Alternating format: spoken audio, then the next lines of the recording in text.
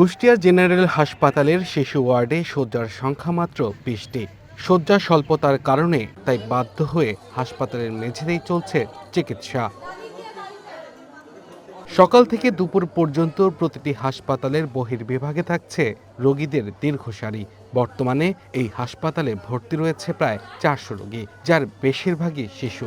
বাবুর ঠান্ডা, জ্বর, ডবল নিউমোনিয়া, এখনো 4 দিন থাকা লাগবে। ঠান্ডার জন্য ভর্তি হয়েছিলাম, তারপরে অক্সিজেন চলেছে 2 দিন।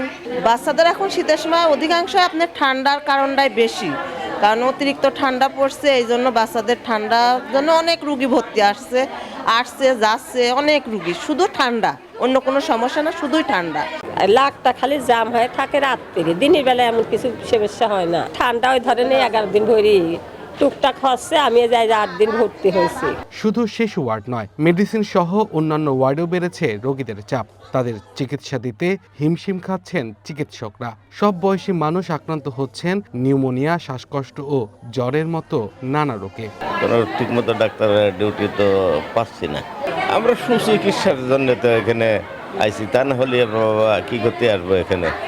ওষুধ পানি তো আমার হাসাকে ঠিক মতো দিচ্ছে না, ওই দিচ্ছে হাসাকে ইটি টু বডি 3টে দিচ্ছে, 2টে ক্যাপসুল দিচ্ছে আর 3টে, বাকিগুলো আমরা কিনেছি।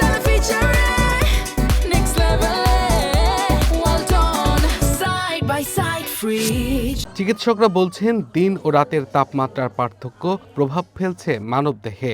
বিশেষ করে শিশু, বয়স্ক ও কম রোগ প্রতিরোধ ক্ষমতা সম্পন্ন মানুষ বেশি ঝুঁকিতে পড়েছে। তাই এই সময় সবাইকে সতর্ক থাকার পরামর্শ দিচ্ছেন স্বাস্থ্য বিশেষজ্ঞরা। বেশিরভাগই শিশু এবং ডায়রিয়ার রোগী। ডায়রিয়া রোগী তো এত বেশি যে ওয়ার্ড থেকে বারান্দায় পর্যন্ত আমাদের জায়গা দিতে হচ্ছে, আমরা বেড দিতে পারছি না। একই সাথে ওষুধের স্বল্পতাও আছে, যেহেতু ওষুধ আসে 250 শয্যা বিশিষ্ট হাসপাতাল হিসাবে ওইভাবে আসে, তো আমরা ওষুধের ব্যাপারে হিমশিম খাচ্ছি। আমাদের ম্যান পাওয়ার কম, জনবল কম, যার কারণে সিস্টার সংকট, মানে নার্স সংকট, ডাক্তার সংকট, সেই সাথে পরিচ্ছন্নতা কর্মী সংকট।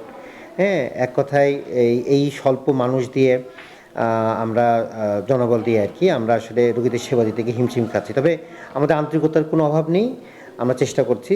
জেলায় তাপমাত্রা থাকছে 9 থেকে 11 degree Celsius. Abdul Al Mamun, one national desk.